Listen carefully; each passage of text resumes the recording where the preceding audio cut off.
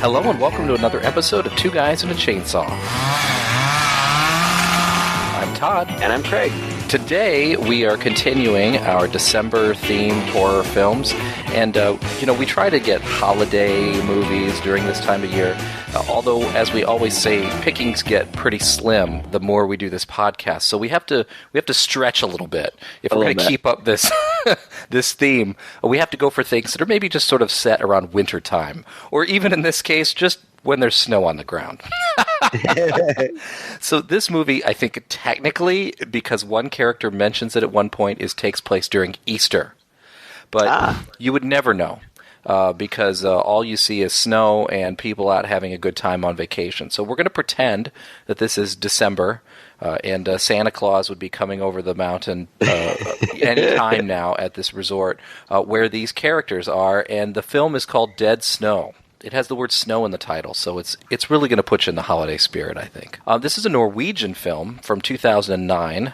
There's been a follow-up to it, Dead Snow 2, in 2014, so quite a few years later, actually. And to be completely frank with you, the reason why we put this here isn't just because it's snow-themed. It was rather convenient. We had a request for Dead Snow 2. Red vs. Dead. And I happen to really enjoy that movie. I think it's superior to this movie, but it seems really strange to review a sequel right out the gate when we haven't even reviewed the first one. And in this case in particular, Craig hadn't even seen the first one. So we really felt like we couldn't do the sequel justice until we had the first one to compare it to, because the two do correlate quite a bit. So this is Dead Snow, and it's a Norwegian film, and it's... What did you think of it, Craig? I always start out by talking about what I think of the movie. I'm curious as to your take first. Well, a couple of weeks ago, we talked about Scout's Guide to the Zombie Apocalypse. And when we watched that movie, I said the zombie genre of horror is really not my favorite. I stand by that. Okay. Yeah, I don't know. I mean... we'll get into details. I thought it was all right. Well, okay, no, I think that's fair. To be honest, I think it's all right, too. I don't think this is particularly a standout movie in most respects.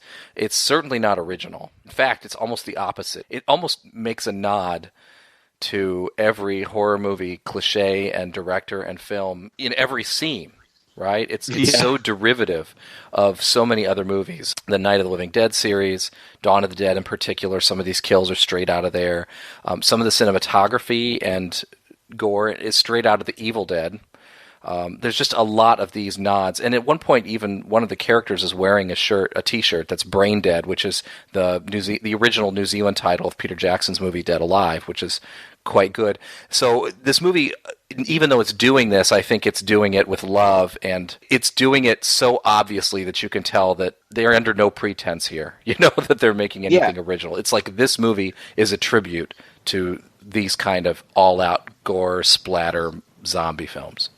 Sure, and I appreciate that. I really do appreciate when you can tell that the makers of a horror movie are really true horror fans, and that they want to give little tips of the hat to other movies. And characters in this movie mention, Friday the 13th, Evil Dead. They mention these things by name. There was a cute little nod even to Indiana Jones and the Temple of Doom. Yeah.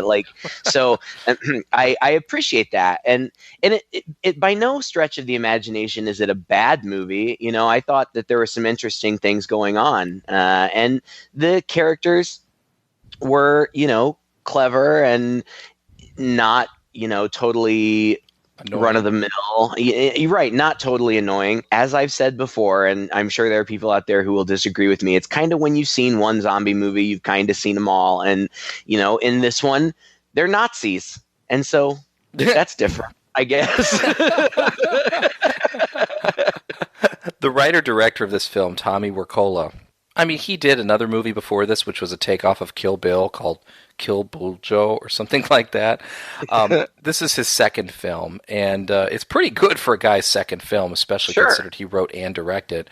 But he said when he sat down to do this, he thought, okay, well, what's worse than zombies? Nazi zombies.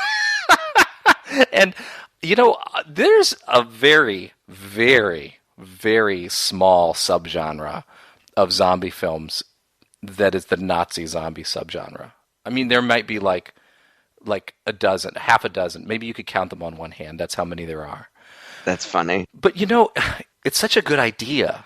Like, I don't know. I really like this notion. And maybe it's because in this case, the zombies have a sort of built-in character. With a lot of zombie movies, the zombies are just people who died and for some reason are resurrected. Right. In this case, the people who are resurrected as zombies are already the evil Nazis, and there's a military sort of aspect to it as well. These zombie Nazis have their uniforms on, and then they act like soldiers in many respects. So it's kind of a neat conceit that I wish I saw.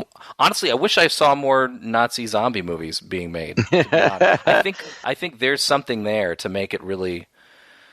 Well, it's still going to be a zombie movie, and you're right. There's still only so many things you can do with it. Yeah, and it's a little unique. I didn't write it down. I should have, but I guess that these zombies are a mix between your traditional zombies and kind of this other Norse. I think it was Norse. Entity that like inhabits graves and like protects treasure.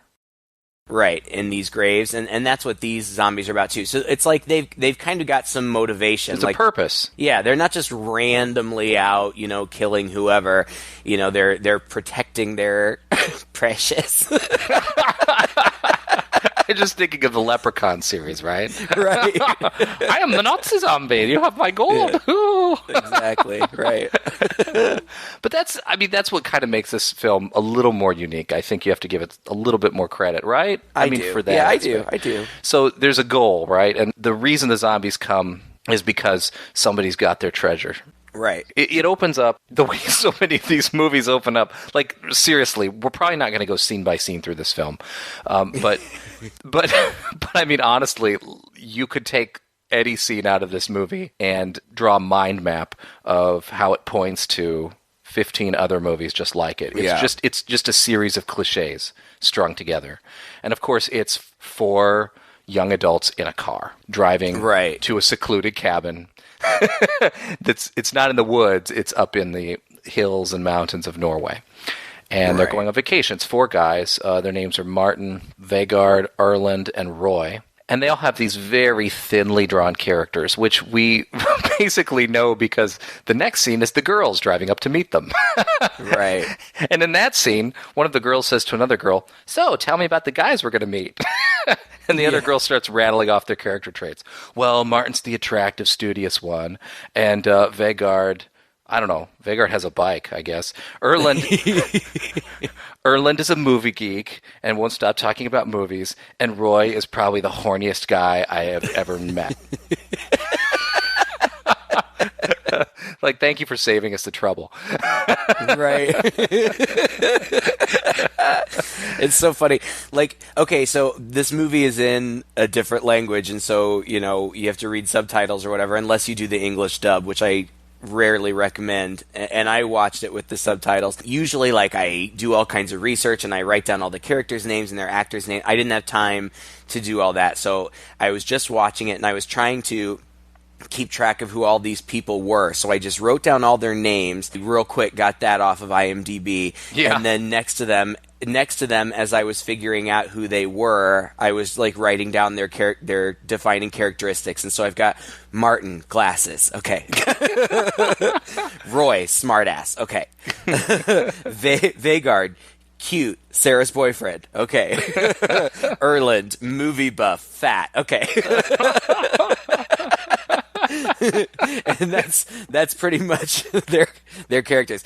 Hannah, dreadlocks, got it. Yeah. Liv, the blonde one, okay, and Chris, the new girl. All right, there we go. We've got our entire cast of characters. And you're better than I am because I try to just write them down as the names come up in the movie. And Liv's name did not come up until like the last 10 minutes of the film. It drove me nuts. I wrote a big underline in my notes, and I'm like, blonde girl. Right. But it's fitting too because honestly, all of these characters are pretty I can't even really say they're cardboard cutouts because they don't necessarily adhere to these traits so strongly. You know, Yeah. they're all just pretty vanilla, and we just get to know about just enough about them to care a little bit about them as the movie goes on. But otherwise, they're pretty thinly drawn. You're right. I think that they are thinly drawn, but in some ways that almost makes them even a little bit more realistic. Like, they don't push these big stereotypical characteristics on them. They're just kind of average. All of them are just kind of average Joes hanging out.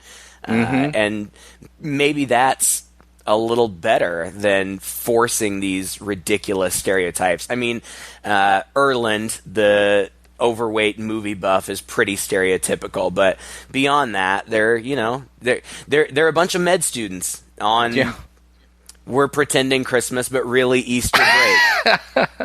And so they're going up to this cabin. You didn't mention the very first scene is somebody running through the woods in the dark, right? And I thought it was a guy at first, but eventually we get a close up, and I'm like, oh wait, that's a chick. She's running from these unknown assailants, and eventually they get her and kill her. And we come to find out later that was Sarah, who was Vergard's girlfriend, who actually owns this cabin that they're going to. She's supposed to meet them there, yeah. Which is, I don't understand this really. Like, they all drove there, but she was going to, like, cross-country ski there, like, over this huge mountain range. Cool. It's true. But what I've got to say about this movie, and you kind of touched on it a little bit there, is that all these characters are actually... The fact that they're kind of normal makes them pretty likable. Like, sometimes we're talking about, okay, so it's a bunch of assholes who, are stuck together. And in this case of the movie, I felt like these were people I'd want to hang out with. Yeah, sure. They go up to the cabin. They're all probably in their mid-20s or whatever. And the first thing that they do is they go snow tubing, right? And they're like having snowball fights, and they're playing Twister, and they're not just like ducking into the corners to make out and drinking beer and making asses of themselves, you know? Right. And they're waiting for Sarah to come. They park their cars down by the road, and then they have to hike to the cabin. Although Vegard, I guess he's planted a snowmobile there earlier or something. I'm not quite sure. Or did they take it off the back of one of the cars? I'm not sure. But anyway, he takes the snowmobile out ahead of them. And so their way actually to find the cabin is to follow his tracks. So he knows where it is because he was Sarah's boyfriend. So they follow the tracks to the cabin. He gets there a little earlier. And it's a pretty small cabin, but he lights a fire. And pretty soon they show up, and then they have their fun. And then it's that evening when they get a little spooked. I think it's Liv maybe goes to the outhouse, and she has kind of a creepy scene out there where we think somebody might be stalking her, and she runs into the cabin, and it turns out that there's a guy who knocks on their door. And again, this is so movie cliche. It would have been more cliche if they'd run into him, at a gas station 5 miles out. But in this case, it's the older guy who comes, knocks on their door, and says, "You crazy kids don't really know much about this area, do you?" He tells them a story. He says that, around here, back during World War II, this was an important convoy stop between Russia and Britain for the Germans, and there was a group of them here, a platoon or whatever, and it was led by Colonel Herzog. Whereas in many cases in Norway, the Germans would get along with the locals, more or less. In this case, they terrorized the locals. And so and they went in and at one point stole all of their gold and silver and jewels and watches and things. Just went door to door and looted all the people in the town. And if people didn't like it, they just shot him in the head. And so as the war was wrapping up, the townspeople decided to take matters into their own hands. And so they went up with sticks and pickaxes and whatever weapons they could find, and they took care of this German platoon. Chased them up into the mountains, and they really weren't ever seen again. So that's the backstory that he delivers after he has some coffee, which he insults, after he asks for beer, which he drinks, and then rolls up a cigarette, which he smokes and puts out in the coffee that he didn't like. The guy helps himself to everything. But, he's a good storyteller. And this scene was just, again, it's a scene out of these movies, too, and it's pretty economical. But it's told like a campfire story. Yeah, but it's so stereotypical and so silly because we have no idea who this guy is. We have no idea why he came from. We have no idea what his purpose is, except for to provide exposition. And then, so, like, he says, he closes his story by saying something like, "There's an evil presence here, one you wouldn't want to wake." And then, like, he gets up to leave, and Roy, the smartass one, says something smartass, and he, like, grabs Roy by the throat, and he's like, "Oh, you're a medical student, huh? Well, what would you do if your intestines were hanging out and you were holding them in your hands? Or what would you do?" Do they teach you that I don't in even school? remember what the other things. Yeah. And then he just leaves, and they're like, "Oh, well, that was weird." Why they're not a little bit more creeped out and maybe don't get the heck out of Dodge at that point, I'm not sure. The intestines line is pretty important, I think, because it seems to be a running theme through this entire movie. Oh, gosh. I know it gets really silly, actually, but Yeah. that's okay. Then, Vergard... I had to go in, like, I took all these notes, and then I had to go in and write their names above their descriptions because it took me so long. So originally I had, cute guy sees someone come from under the house. So, like, he wakes up and he sits up in his bed, and he sees somebody crawling out of this, like, trap door in the floor. And we've seen, this is where they're keeping their beer, like, under the house, I guess, because it's cold there, and there's, like, a trap door or whatever. He sees somebody coming up out of there, and this person walks outside, and he follows, and he thinks it's Sarah, and so he keeps calling her name, his girlfriend. He sees her, and she's standing there, but then she spits out a lot of blood, and then he sits up in bed, and it was all a dream, which I don't know, like, that scene just seemed a little bit out of place. I guess it was like, okay, he needs a reason to be worried about her, because in the morning he's going to have a bad feeling, and so he's going to go off and look for her. Like, it's pretty dumb. I felt like, oh, I had a bad dream, so I've got a bad feeling. The fact that she hasn't shown up yet isn't bad enough, And then we cut to a scene of that creepy guy who we don't have any idea who he is or where he came from, and he's in a tent. I don't know. I guess he lives in this tent on the mountain. I still have no idea. It's really unclear. You'd think that a guy who had this much warning about the area wouldn't be camping out on the mountain, but... Right? like, are, like, the zombie Nazis, like, are they just always around? Like, yeah, I wondered that too. And, like, the townspeople know, so they just stay away? Like, I don't know. But anyway, so aside from the opening scene where we saw Sarah get killed, he's the first one to get killed, and he, it's suspenseful. He hears something, and he goes out, and he's looking around with his flashlight, and then he kind of brings his flashlight up on a zombie, but then something runs by him really, really fast, and he is just standing there, and then he starts gurgling, like, "Ugh," and we find out that his throat has been cut, and as he's bleeding out from his throat, he retreats into his tent, and then one of the zombies comes in and attacks him, and he's dead. And, one of the things... Okay, so I'm explaining all of this as though it's important. It's not. But that was one of the things, not that necessarily bothered me, but that I made note of. The build-up to this movie takes a while. Like, I feel like you almost get halfway into the movie before, or at least half an hour into the hour and a half movie before the real action starts to happen. And it's not boring up until that point, but I was just kind of thinking... All right, they're in a cabin in the woods. There are Nazi zombies. Let's get to it. Like, what are we waiting for? Bring on the Nazis. Come on. Right. Well, it's the thing that bothers me about this movie is the motivation. And like you said, are there always Nazi zombies out? Again, I compare this to the Leprechaun movie, where they find this gold, and it's the leprechaun's gold, and that brings the leprechaun to them. In this case, it's the same idea. But before anybody finds any treasure, any of this stolen zombie treasure, we're already getting zombie killings, Nazi zombie killings. That's a little problematic in my opinion. Yes, because the next thing we see is, like, they're partying, whatever, they're having a good time. Erland goes to get more beer, and he finds in their under-the-house beer cooler this box.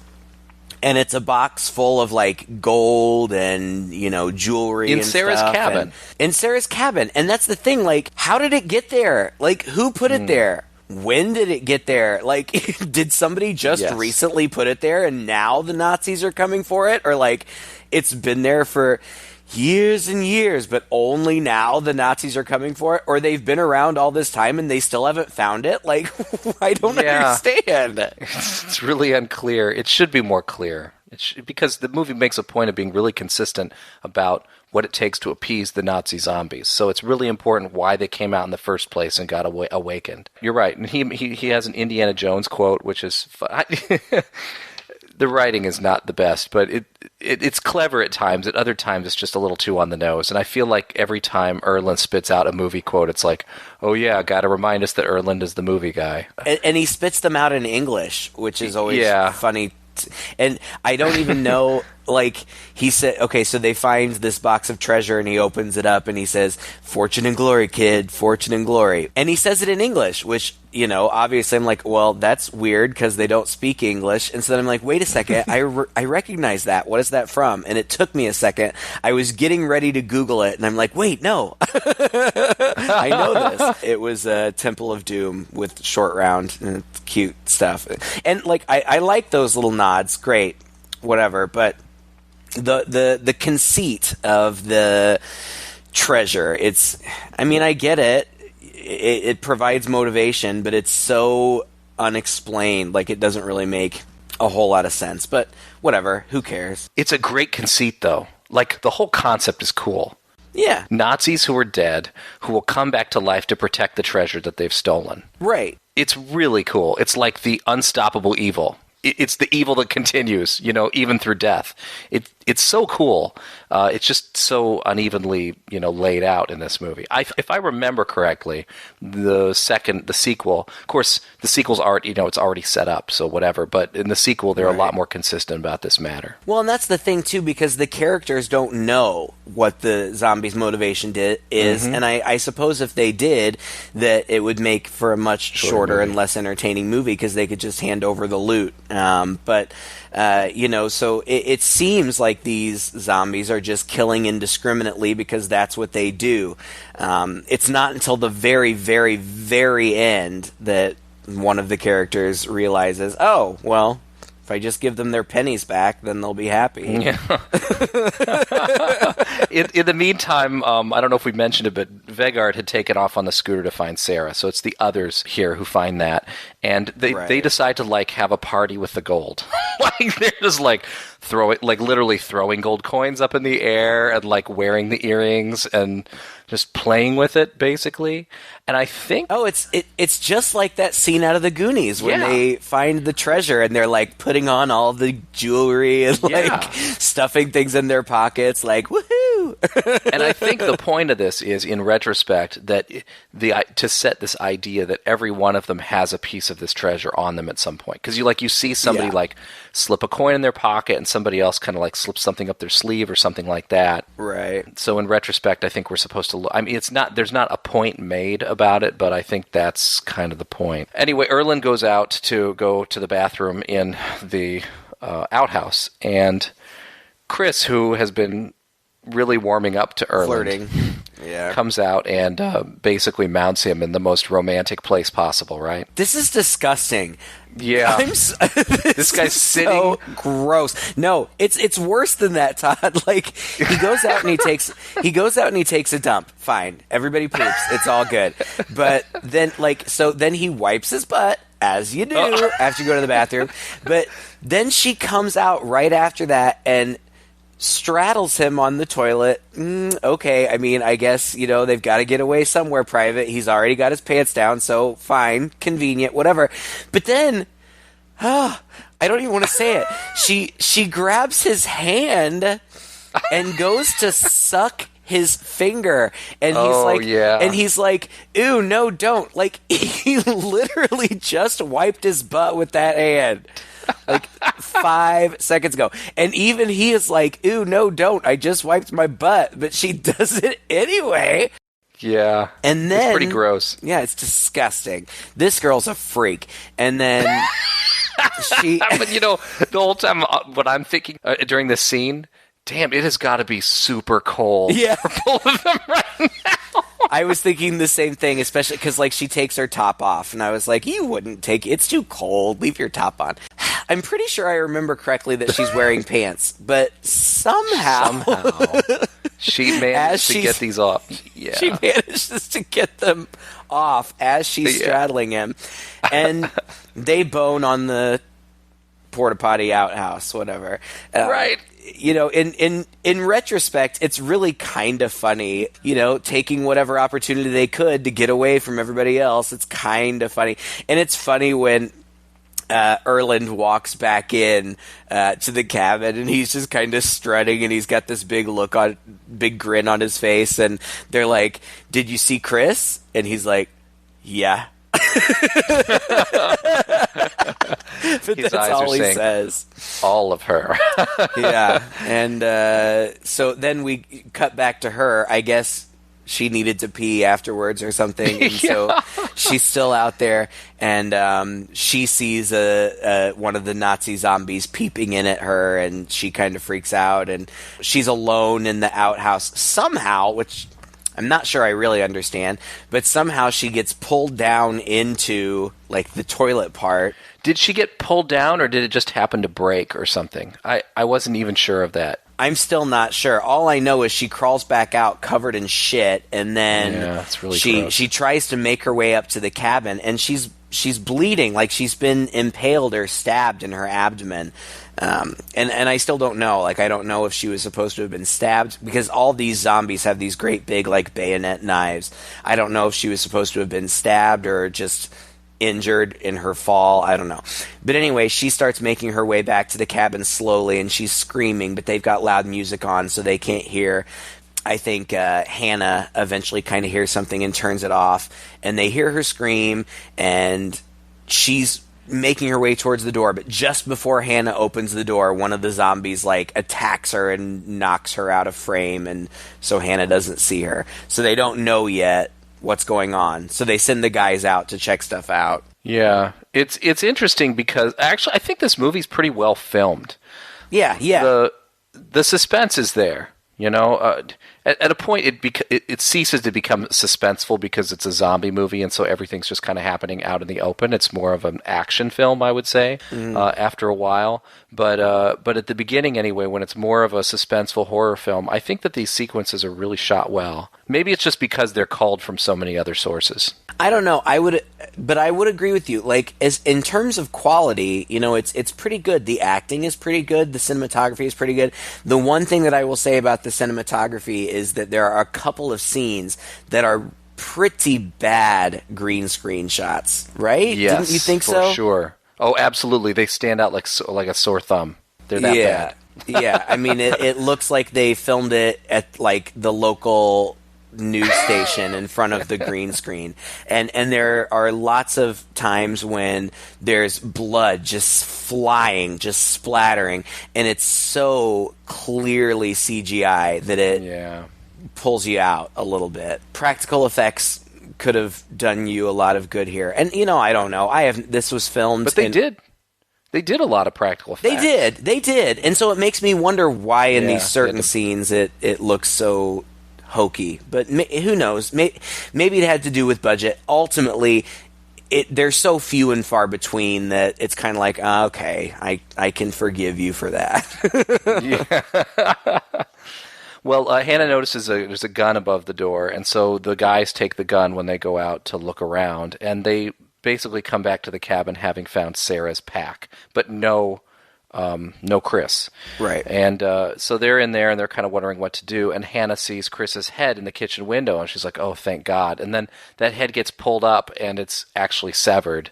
And this begins... That was cool. I thought that was cool, too. I liked it. Mm-hmm. That might be one of the few original moments in this movie, honestly. it didn't scare me, but No. one of the scarier moments when her head pops up and we know she's dead, but the girl doesn't, and until then the severed head kind of goes flying off to the side. That was good, but then it's then the zombie siege, like the zombies start attacking the cabin, and it's kind of scary and fun, and it's kind of funny because these characters react in a more realistic way than characters often react in these kind of movies. And in that way, I don't want to say that it's meta, because it's not really meta, but, it's like these characters are aware of zombie movies, like... They know what they're in for right now. Right. And because they know what they're in for, they're freaking out. Like, they're screaming and freaking out. And, like, Erland, the one who is the movie buff, is like... He's crying like, oh no, and he's like, don't get bit. Yeah. Which is so funny, but that would be me, like, hiding in the corner crying, yelling at people, don't get bit.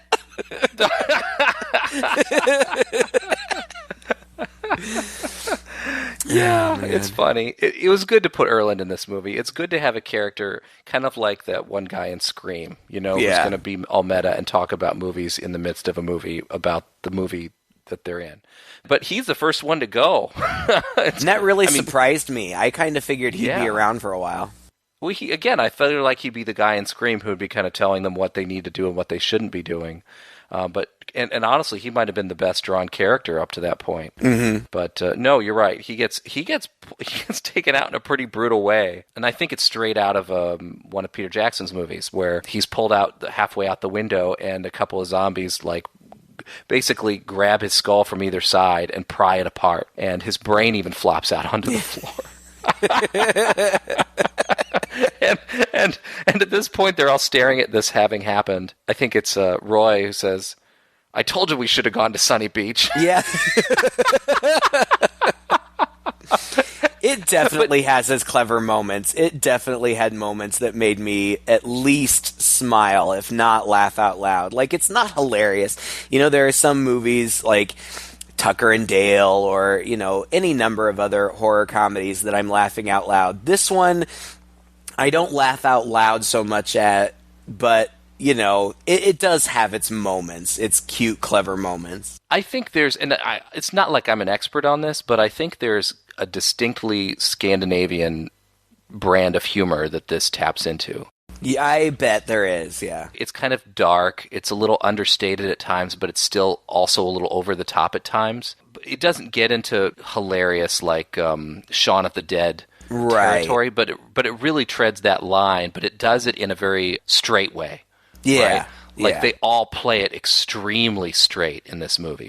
And you've already mentioned it, but credit to the actors, they're believable and reasonably endearing, and so you're invested in what's going to happen to them, at least. I didn't care necessarily who was going to die and who wasn't, but right. But I was at least interested to find out. Yeah, and that's kind of the thing. Like, I don't really feel like this movie is that scary. No. I don't think it's just because we're so jaded. Like, hardly anything has scared us anymore, right? Right. But in this sense, I don't really feel like anybody watching this movie would be terribly scared, because it's almost at this point that it becomes a pure action movie. I mean, everybody but one person is going to die, and so you're just waiting to see how it's going to happen. And most of it happens during the day and pretty much out in the open. And at this point, I think all of the suspenseful scenes have pretty much passed. Yeah, but this is also a point where I kind of didn't understand what was happening. So Vergard has been out looking for Sarah, and he found the dead creep guy, and so, he's kind of panicking, but then when he's looking around, he falls in this big hole, okay? So now he's lost in, we don't know what's going on. He's in this underground snow cave fort or something. the other guys in the cabin have just been besieged, which seemed like it happened at night, but then when we cut back to Vergard, it's still daytime. And then when we cut back to the cabin, it seems like it's daytime again. So I guess the whole night passed. And the siege just stopped? Yeah, they're all just huddled in a corner, and they're like, all of a sudden it's really quiet. Why is it so quiet now? Good question. I wish that the movie would have answered it. Like they're being besieged by this zombie horde, and then all of a sudden it's like the zombies just go away for a while. Like, yeah. What? And so I was thinking, oh, well, they must only be able to come out at night. But no, that's not true. I guess it was time for their break. Like they needed to go have a cigarette or something. Even Nazi zombies got to sleep, man. Anyway, so the people in the cabin are trying to figure out what they're going to do, and they know they don't know the way back to the car, because only Vergard knows the way back to the car, but they decide, all right, we need to split up. Somebody needs to go either try to find the car or try to go find the fjord. Like, what? Like, there's a fjord? I don't even know what a fjord is, but okay. And some of them have to stay as, like, distractions for the Nazi zombies. And so they decide that the guys are going to stay and the girls are going to go off. And so then we've almost kind of got these three parallel movies going on where the girls are off, exploring and getting chased by zombies. The guys, Martin and Roy, are back at the cabin distracting the zombies, and Vergard finds out that this cave that he's fallen into is like the under the snow Nazi barracks. And so, like, they're all just fighting zombies off on their own. Like, let's split them all up so they can just all fight zombies separately. This is what this movie has been trying to get to this whole time. Its reason for existence is just to basically show people fighting these Nazi zombies and a ton of gore. Yeah. Like I said, it's like an action movie. Vegard has a big battle where he impales a Nazi through the eye and on a tree. Another Nazi zombie runs after him, and this zombie that he had just impaled to the tree has his intestines hanging out, and somehow when this other zombie comes to grab him, he happens to grab this zombie's intestines, and so this zombie basically runs him off a cliff, but because he's still holding on to these intestines, they spool out of this zombie impaled on the tree, and this is what they're hanging by off of this cliff as he's trying to beat back this zombie. It's one of, I don't know, half a dozen intestine scenes that we're going to get in this movie. These are really strong intestines that these... it's ridiculous. but it's part of the comedy. I mean, it's clearly a running gag after a while, and I feel like this is, again, one of these Norwegian senses of humor things that's just a little off. I mean, it's funny, but it's maybe not as funny as it would look to another audience. I don't know. That's my guess anyway. So yeah, they do this, and then Hannah and Liv are running. Hannah takes out a zombie. Zombie punches out Liv, and she wakes up. I thought this was actually neat. This transition where Liv gets punched by a zombie, and you see this from Liv's point of view. The very next shot is obviously time has passed, but Liv's eyes are open, and again we're seeing this from her point of view. And it's all blurry and stuff, and she looks down, and we realize that the zombies are like pulling her intestines out. Right. They're eating her, I guess. Yeah. But specifically her intestines. Yes. It's important.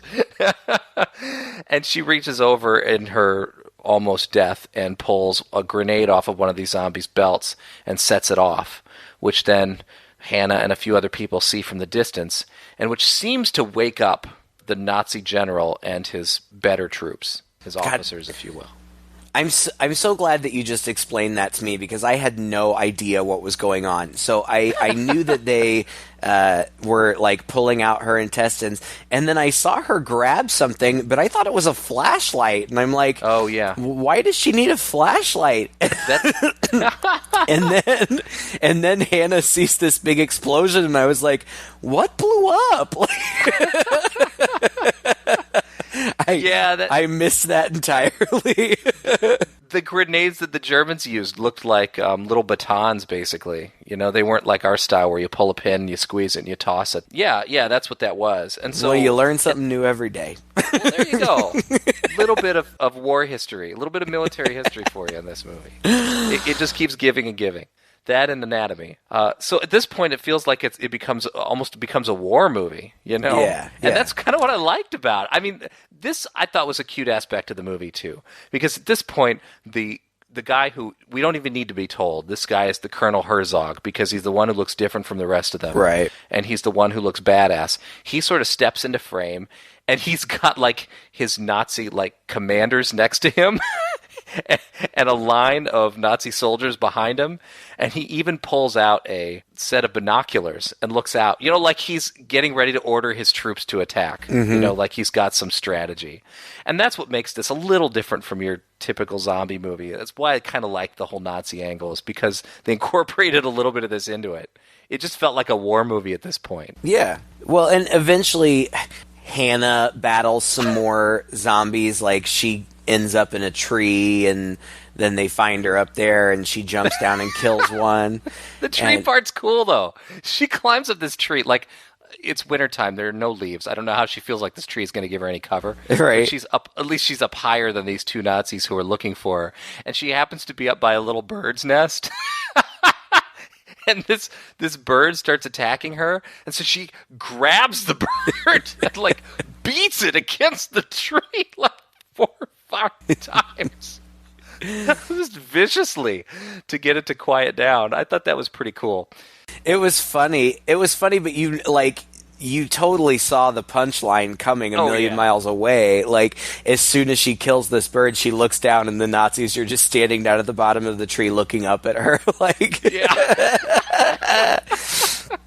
And then one of them starts climbing up, and so I feel like she grabs a broken off branch or something and jumps down and stabs the one that's still on the ground in the eye and runs off. And then she ends up on this huge cliff, and the other Nazi, who for some reason that I don't understand is in like a white rain poncho. Yeah! What was that about? Like, did they wear... I guess maybe they wore white rain ponchos. I don't know. I felt like maybe he got it off the guy in the tent that they killed earlier or something. I don't know. Anyway, so they end up on this cliff, and she stomps so that the snowdrift that they're standing on falls off the cliff, and they both fall down. Yeah, like thousands of feet. Yeah. And, of course, we cut away from... Oh, she's dead. Let's cut away from her. Of course, she's not dead. We come back later, and she's still alive. But I think that my favorite part is... Then we cut back to Roy and Martin, and they're, like, defending the cabin.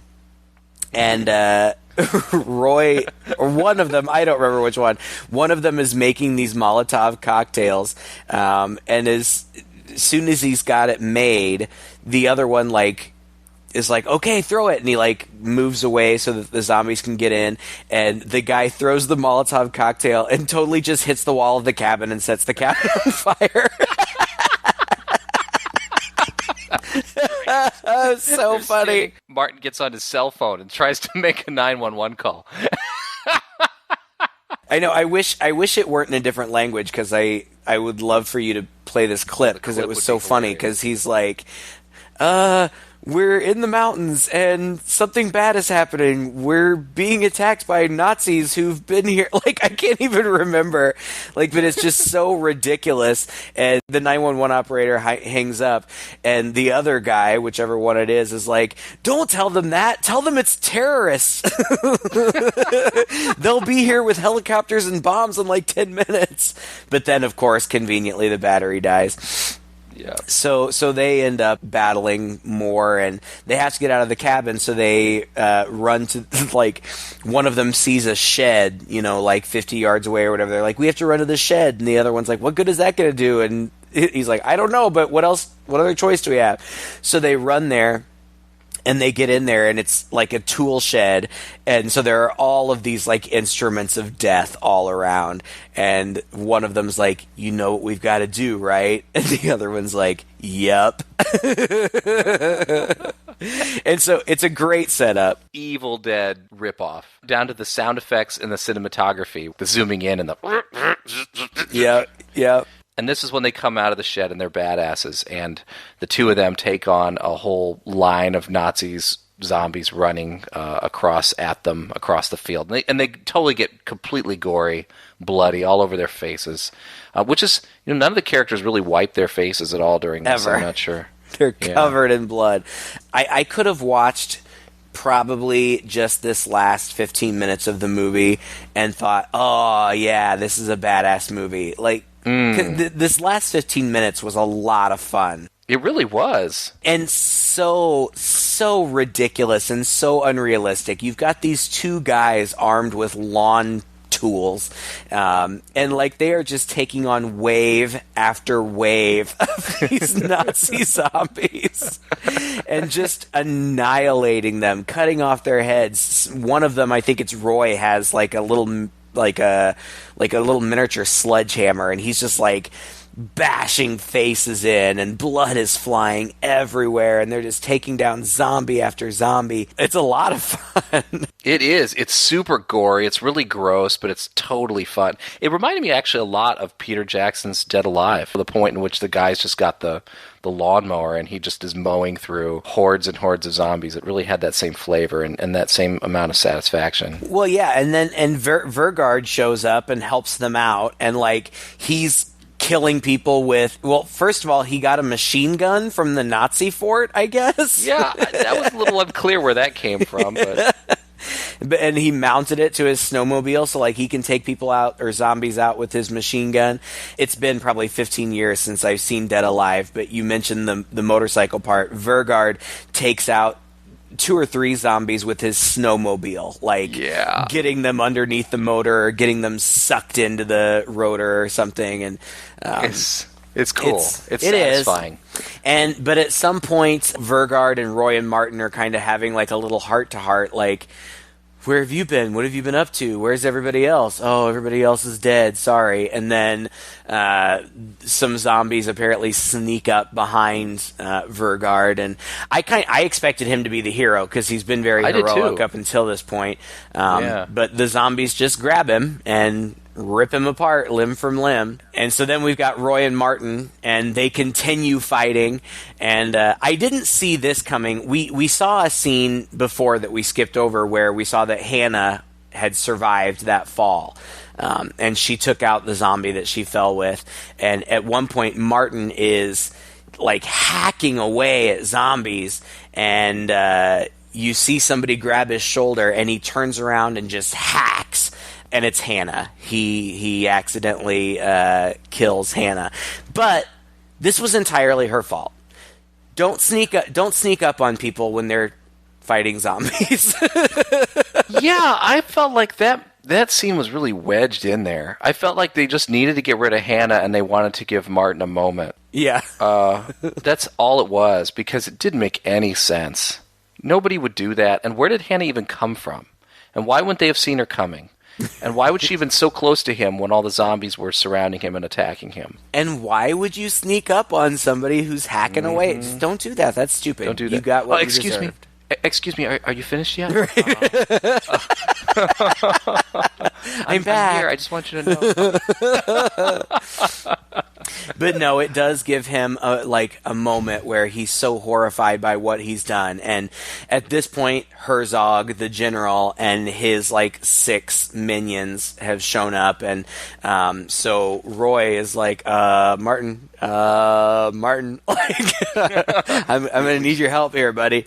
And so right at the last minute, Martin snaps, back into reality, and he and Roy, again, take out all of these zombies, except for Herzog.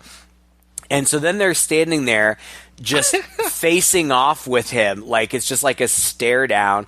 And I think my favorite line in the whole movie was, I think Roy says, "Let's just sledge him and get the hell out of here. Let's get this over and done with." And then Herzog leans his head back and yells.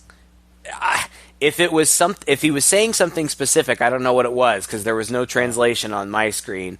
But an entire new army of zombies just rises up out of the snow. And we're talking hundreds of zombies. These mountains are just filled with zombies, like planted like poppies. Yeah. Across. It's like the sound of music. You sing, and they will come springing forth in endless waves.